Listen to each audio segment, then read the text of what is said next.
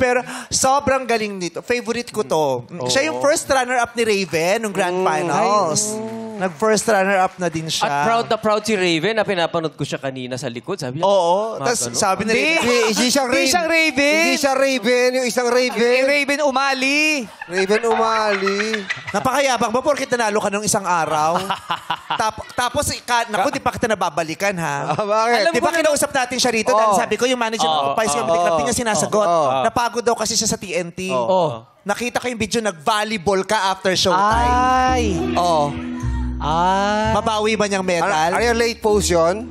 Late post yun? Sige, late Sasagot. post na yun, Memi. Hindi pumasok nung gabi kasi nanalo na. Alam mo, hindi late post yun. Suot mo yan nung nag-volleyball.